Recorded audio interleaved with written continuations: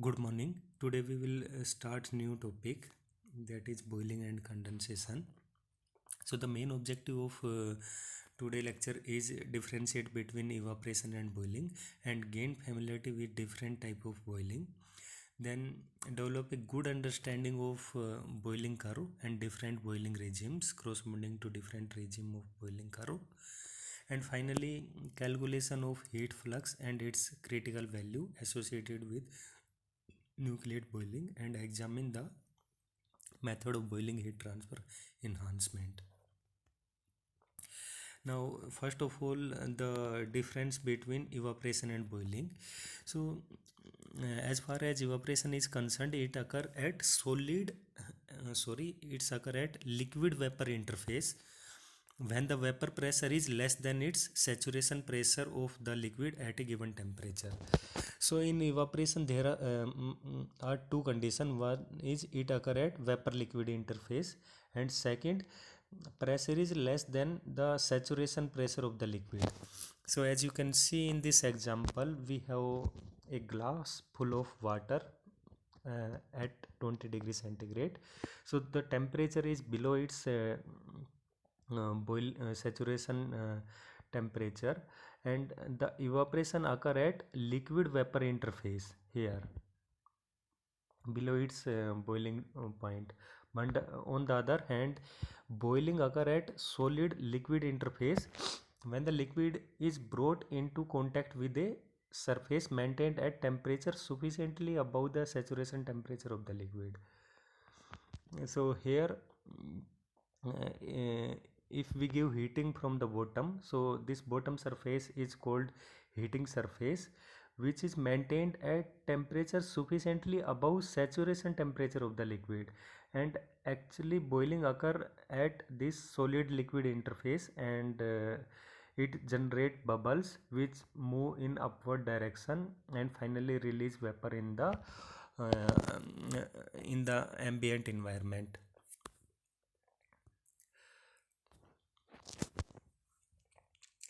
This is equation of heat flux that we have studied in during Newton law of cooling. So this heat flux is equal to H into temperature difference. Here this Ts and T set indicates surface temperature of heating medium and the saturation temperature of fluid respectively, and this temperature difference is also called delta T excess, that is difference between surface temperature of heating medium minus the saturation temperature of liquid, and we simply call them excess temperature. So if you take this example, so water boil at 100 degrees centigrade, so the saturation temperature of water is 100 degrees centigrade, and here we have this heating rod which is maintained at temperature of 110 degrees centigrade. So in that case the temperature difference will be 110 minus 100, that is 10 degrees centigrade. So this excess temperature will be 10 degrees centigrade in this case. Now classification of boiling. So boiling can be classified using different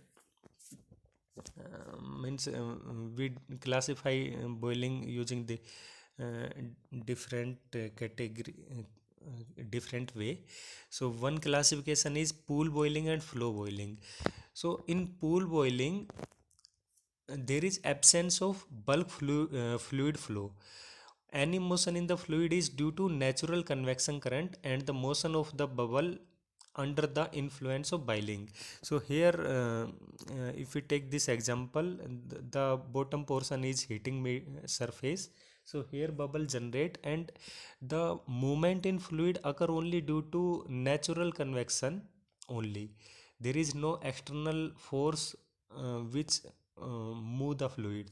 But on the other hand, in flow boiling we use some external medium for the movement of fluid. So here the fluid motion occur due to both the natural convection as well as some external force.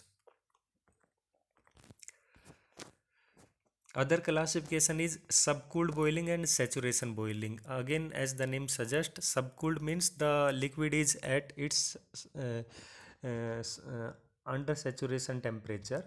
So here in this example you can see the water temperature is at 80 degree centigrade, but boiling occur near the heating surface due to surface near the heating the fluid locally attain temperature equal to its saturation temperature near the heating medium.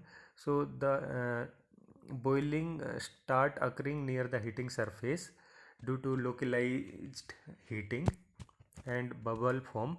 Then these bubble move in upward direction, but the bulk liquid is still uh, at subcooled temperature. So the vapor present inside the bubble start condensing when bubble move in upward direction. So the size of the bubble starts shrinking and ultimately the bubble collapsed and it does not reach at the surface of the water, and the boiling occur only locally and we call them subcooled boiling. But on the other hand, saturated boiling, when the temperature of the liquid is equal to saturation temperature, now this entire liquid is maintained at its saturation temperature. So whenever any bubble generate at the heating surface, it move upward and reach to the liquid surface at the top and finally release vapor in the ambient environment.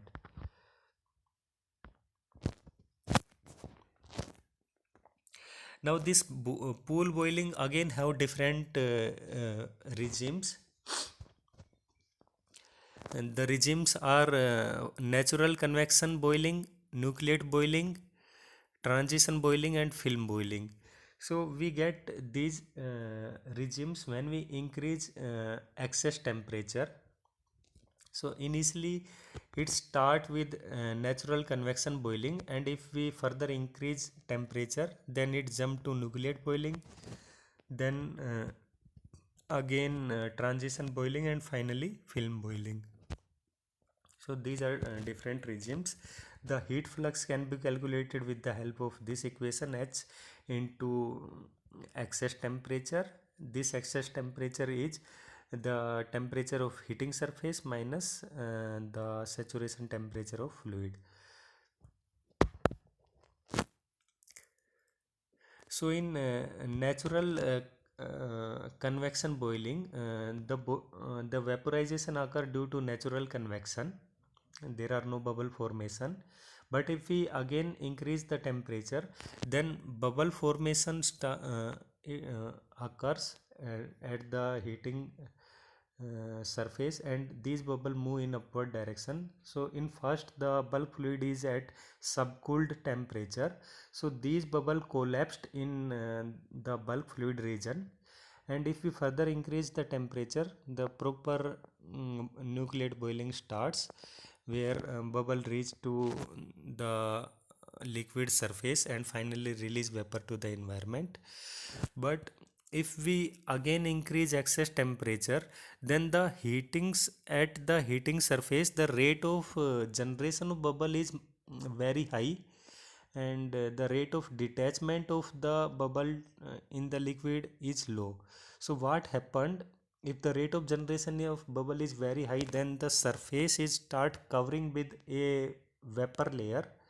So this, because the heat transfer coefficient of vapor is low as compared to its liquid, so these vapor layer behave like a resistance. So this is transition boiling. In transition boiling, this heating surface is not completely covered by the vapor layer, but it start covering different spot in the heating surface, and that's why we call them transition boiling. But in film boiling, this entire heating surface is covered by a vapor film layer. So this vapor film layer behave like a resistance. So due to this additional vapor resistance, the heat flux value start decline. And if we see this pool boiling graphically, then in the x-axis we have heat flux, and in the y-axis we have excess temperature. That is temperature difference between heating surface and saturation temperature of the fluid. So initially we get natural convection. So in this region there are no bubble formation, and vaporization occur only due to natural convection. But if we further increase excess temperature in this region, so this region is called so here boiling occur by use.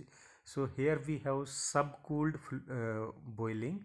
Here means sub bubble forms near the heating surface, but the bulk fluid is not at its saturation temperature. So these bubble collapsed in bulk fluid. So bubble collapse in the liquid.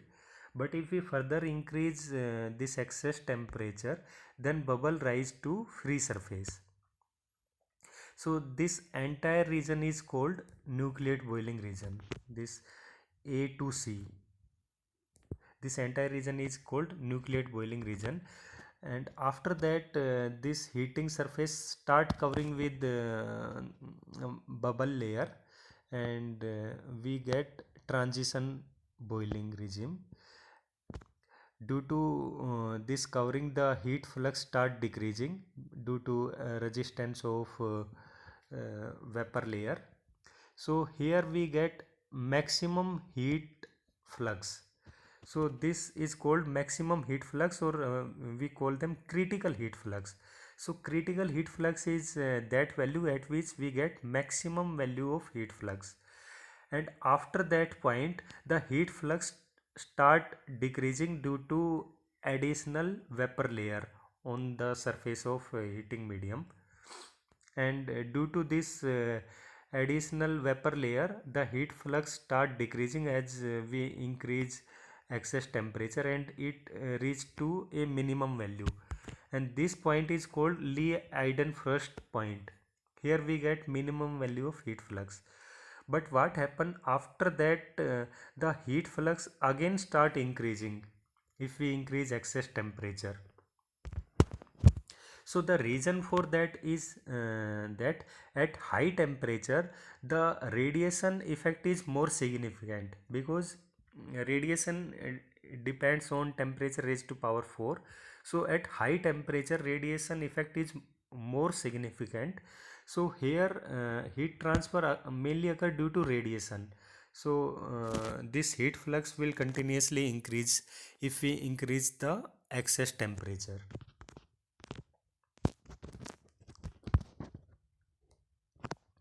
So if we take these different regimes one by one.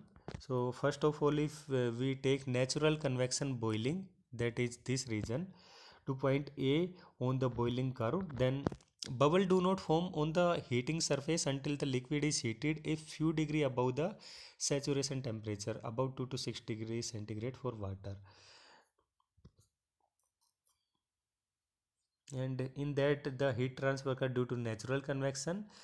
For the condition of figure, natural convection boiling and at a excess temperature of about 5 degrees centigrade. In that you can also see over here this 5 degrees centigrade. The second regime is nucleate boiling between point A and C, that I explained earlier. We this again divided into two parts between region A and B, and B and C. A and B we have subcooled fluid, and from B to C the bubble rise to free surface, and their region are vary between 5 to 10 degrees centigrade, and this region B to C vary between 10 to 30 degrees centigrade.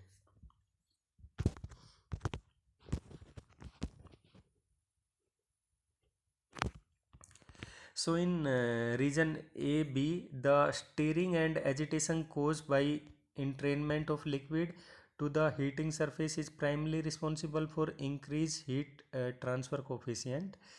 The large heat flux obtained in this region are caused by combined effect of liquid entrainment and evaporation.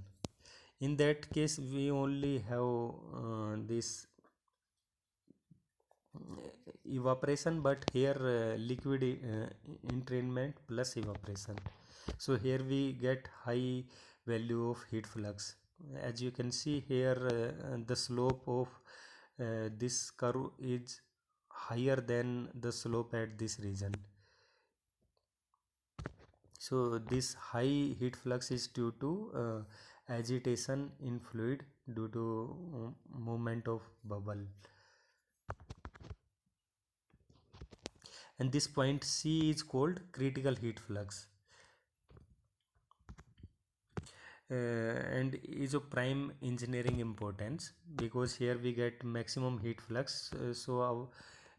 Ideally the operation should be occur at this point, but this is very unstable point because beyond this point the heat flux decreases.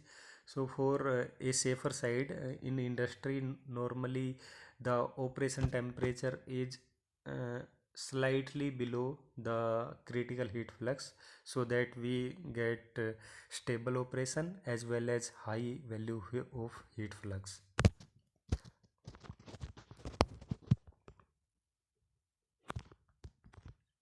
Now transition boiling between point C and D. So when excess temperature is increased past point C, the heat flux decreases. This is because a large fraction of heater surface is covered by a vapor film which acts as insulator. Operation in transition boiling regime, which is also called unstable film boiling regime, is avoided in practice. For water, transition boiling occur over the excess temperature range from about 30 degrees centigrade to about 120 degrees centigrade. Finally, the film boiling regime, the last one. So beyond point D, the heater surface is completely covered by a continuous stable vapor film, and point D where heat flux reach a minimum is called Lee-Eyden-Frost point. This point is called Lee-Eyden-Frost point. The presence of a vapor film between heater surface and the liquid is responsible for the low heat transfer rate in the film boiling regime. The heat transfer rate increase with increasing excess temperature due to radiation to the liquid in that region. Now burnout phenomena, this is again a very important phenomena in pool boiling. So what happened, the boiling curve is this one, but in actual what happened, this is critical heat flux point. So if a slight increase in temperature occurs, normally what happen, instead of following this path, it actually follow this arrow path, this one path. Similarly, if we decrease temperature, then instead of following this path, they actually follow this path. So if temperature increase, they are following this path. It means there is slight change at point C, then the operation shift to this point. So what happened, if we say this is point E, so at point E the excess temperature is very high. So normally this temperature is higher than the melting temperature of heating medium, so burnout occur. So this phenomena is called burnout. And normally if we operate at this point, if there is a slight change, then it move to this point, then we also called this point C also called burnout point. So a typical boiling process does not follow the boiling curve beyond point C. That's why we call that this point is very unstable, and we normally avoid to operate at this point. When the power applied to the heated surface exceed the value at point C even slightly, the surface temperature increase suddenly to point E. This is point E, this one. When the power is reduced gradually starting from point E, the cooling curve follow figure with a sudden drop in excess temperature when point D is reached. This one.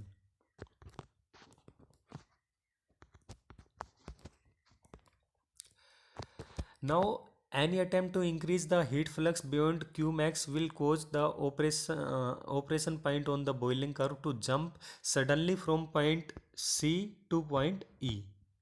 However, surface temperature that correspond to point E is beyond the melting point of most heater material and burnout occur. So at this point the burnout occur. Therefore, this point C on the boiling curve is also called burnout point, and the heat flux at this point the burnout heat flux. Most boiling heat transfer equipment in practice operate slightly below Qmax to avoid any disaster burnout.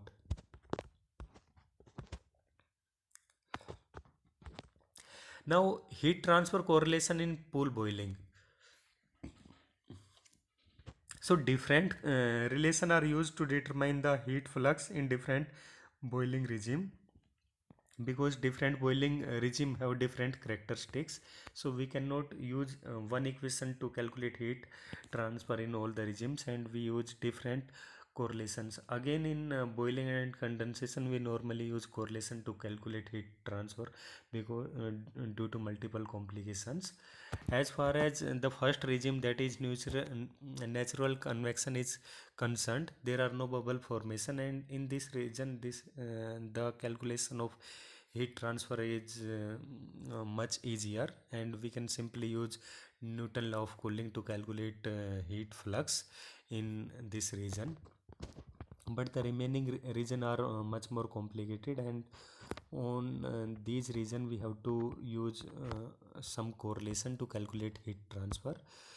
For example, if we consider nucleate boiling region, so in that this we can use this correlation developed by this Rosenau to calculate heat flux. So this is function of surface tension, viscosity, enthalpy of vaporization, and other terms. Now, the value of Rosenau equation can be used for any geometry, since it is found that the rate of heat transfer during nucleate boiling is essentially independent of geometry and orientation of the surface, heated surface. The correlation is applicable to clean and relatively smooth surface. Error for heat transfer rate for a given excess temperature is 100%. Now, because the equation was depends on surface tension, so here value of surface tension uh, at different temperature is given in this table. Again, the surface tension for different liquid is also given, and this one is value of coefficient and n for various fluid surface combinations are given in this table. Now, critical heat flux. So to calculate critical heat flux we can use this correlation, in that this CCR is constant whose value depend on heater geometry, but generally is about 0.15. This critical heat flux is independent of fluid heating surface combination, as well as viscosity, thermal conductivity, and specific heat of the liquid, but it increase with pressure up to about 1/3 of the critical pressure, and then start to decrease and become zero at the critical pressure. This critical heat flux is proportional to enthalpy of vaporization, and large maximum heat flux can be obtained using fluid with a large enthalpy of vaporization such as water. Now this one is minimum heat flux at Lee-Leiden-Frost point.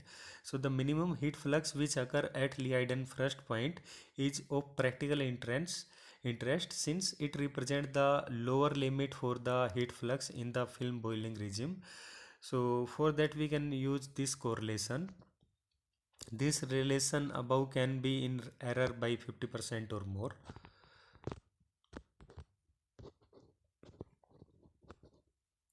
In film boiling regime we can use this correlation.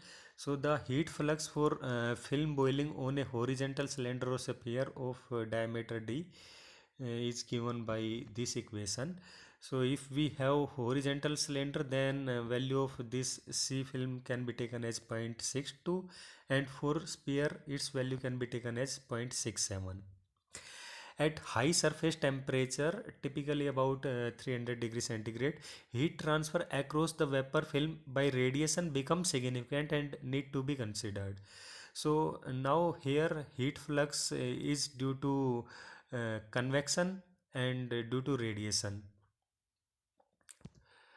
For radiation we can use this equation, and total amount of heat flux will be summation of heat flux due to convection plus due to radiation, and the final equation for calculating total heat flux is this one. Now enhancement of heat transfer in pool boiling.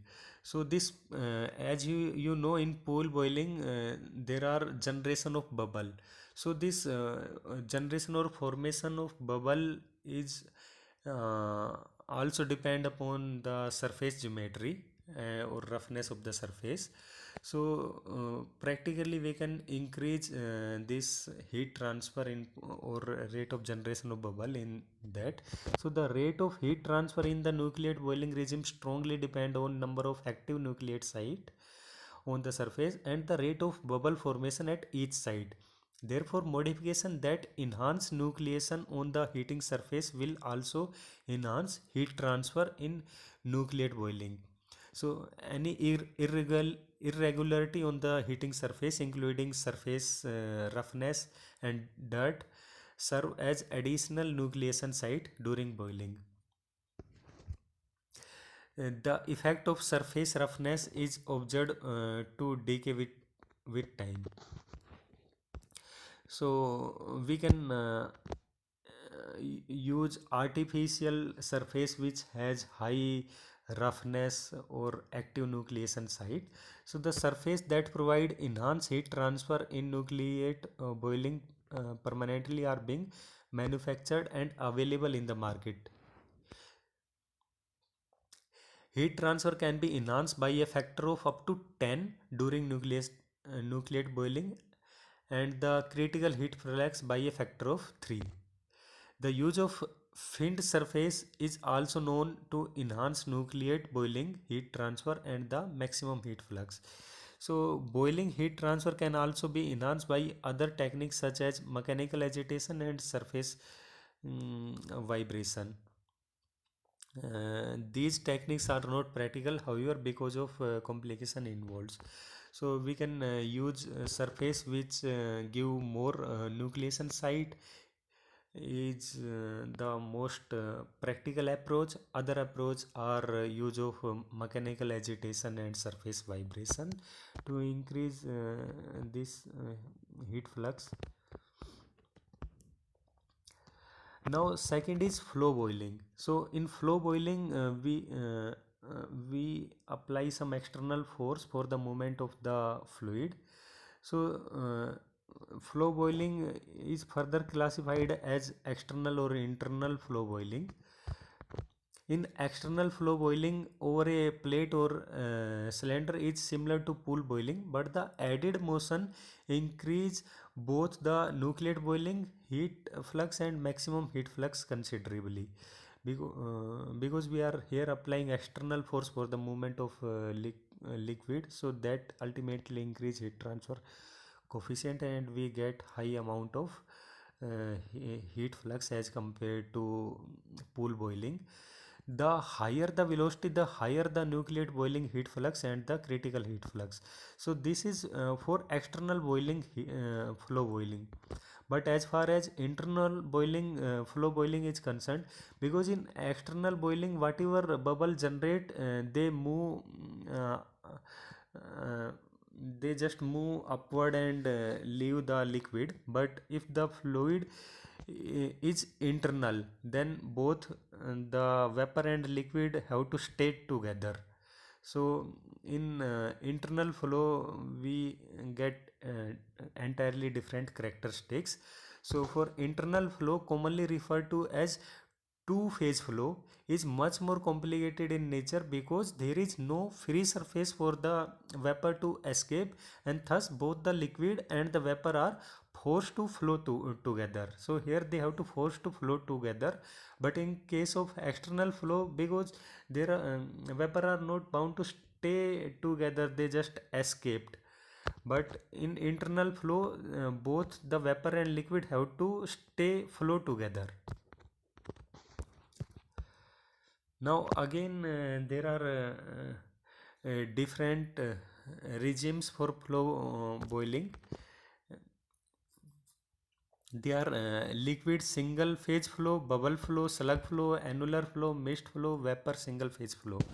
So as you can see in this diagram, first of all we the movement of fluid is from bottom to top, and we are applying some external force for this movement of fluid.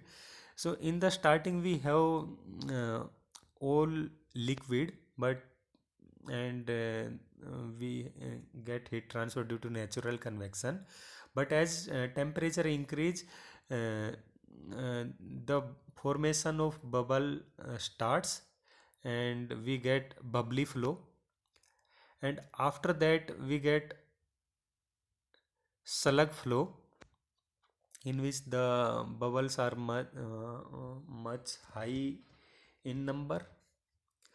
After that, if due to large amount of bubble formation, there is a region which is completely covered by vapor, and you can see in this the annular of the pipe is completely covered by vapor, so we call them annular flow. Here liquid is only near the wall of pipe and the annular space is filled by vapor. After that, this liquid, if we after that, due to further boiling, this liquid convert into vapor, and we get transition flow and finally mist flow, in which you can see the liquid is completely disappear and it appear only in form of mist only. So that's why we call them mist flow. And finally, if we heat up further, this mist are also disappear, and at the end we only left with complete vapor. So liquid is completely disappear. So at top we have only vapor, at bottom we have only liquid. So this is how the liquid change from fluid change from liquid to vapor in this type of boiling.